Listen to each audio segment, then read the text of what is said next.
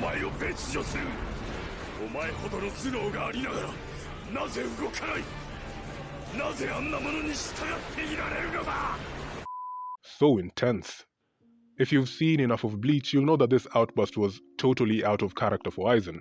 An ephemeral moment when his long-standing composure and dominance finally comes crashing down. And it's this very moment that Kubo chooses to auspiciously name-drop the Soul King, one of the most pivotal structures within the very bedrock of Soul Society. Aizen belligerent and sardonic in his reference to the Soul King, referring to him as that thing, which is a fantastic bit of foreshadowing on Kubo's part. So to find out why Aizen lost his shit, we're gonna have to explore the Soul King, an unfortunate character with an incredibly tragic backstory, demonstrated very subtly in part by Yuha Bark's words in chapter 612. Spirit King, an imperfect god who even at such a critical moment is unable to escape. I will now put an end to your interminable humiliation. Words that imply his intention is to put him out of his misery rather than execute him in cold blood. The Soul King's origins, by his very nature, are indivisible from the history of the world, and all of this is delineated in the novel. Asked why he chose not to include this spectacular piece of writing in the manga, these are Kubo's quotes. This is a story about Ichigo and the Soul Reaper's battle, so I didn't want to muddy the story's focus by taking it away from that. But I did, and the story goes as follows. Millions of years ago, the world existed in a completely different state. There was no soul society, no world of the living, no Hueco at least not by those distinctions. Everything was coalesced onto a singular plane with no clear demarcations. What would later come to be known as Hell was a massive open pit in this solitary world. Befitting this primordial world, there was no distinction between life and death. In fact, the very concept did not exist, and as such humans existed alongside hollows because all beings were considered to be going through a circulation of reishi. It's described as a state of ambiguity where, in equal measure, there was neither progress nor regression. I imagine in this world it wouldn't be odd for humans to transition into hollows and vice versa, whether spontaneously or through some sort of soul-inducing impetus.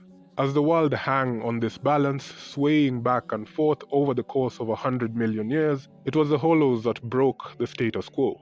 For whatever reason, they developed an appetite for souls and they began devouring humans. And with that, the circulation of souls stopped. The world was facing a precarious situation.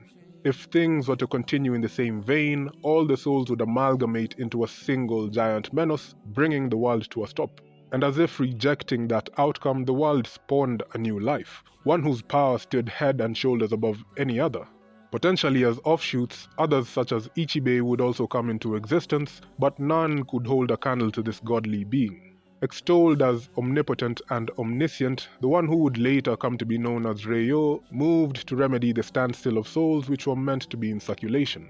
And while the abolishment of hollows was his obvious plan of action, the manner in which he did so was quite decisive. In a display that embodied the ancestry of Quincy's, he utterly destroyed them into sands of reishi. Quite curious that even though he possessed the abilities of Quincy's Shinigamis and Fullbringers, and could be said to be the progenitor of all three races, his attacks, or rather the consequences thereof, starkly mirrored only the Quincy lineage. Of course, you could say that's only because Zanpakuto hadn't been invented yet, the only tools capable of soul cleansing, which is really a whole other video in and of itself. The Soul King is an obscure yet fascinating character with conflicting wills based on the persona each of his inherent races represented. And that's something I'd like to delve in a bit more, possibly at a later date.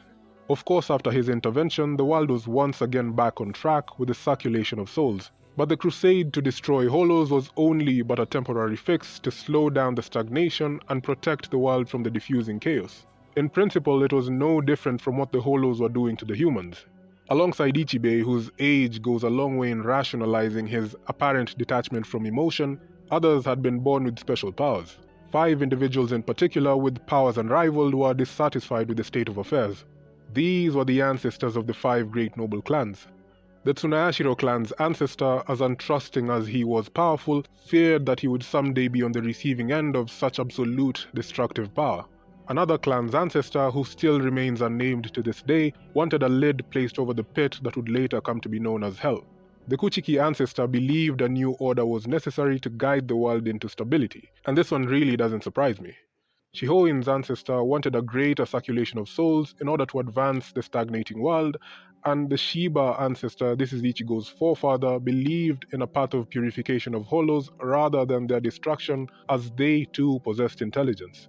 In a peculiar twist of fate, their different motives all led them to the same conclusion: the partitioning of the world into a Reishi world, the Soul Society, a Kishi world, the world of the living, and Huecomundo, a sand paradise that would shelter the hollows produced from both realms.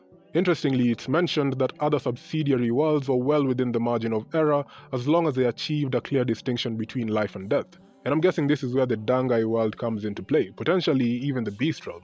But to bring their plan to fruition, they needed the power of the seemingly divine, transcendent being. As the Shiba ancestor opted for the diplomatic route and approached the eventual Soul King to seek his assistance, it was the Tsunayashiro ancestor that took advantage of this opening to seal him within a crystal. Peering into the future, perhaps the Soul King, named as such by Ichibe, saw no way to avoid his fate, or perhaps regardless of that, he saw hope in the implementation of this new world. Whatever the case, he submissively accepted his confinement, and he watched as his power was used to birth the Soul Society, the real world, and Huecomundo. With the boundary between the living and the dead, a greater circulation of souls was achieved and the world conclusively evaded a path of stagnation.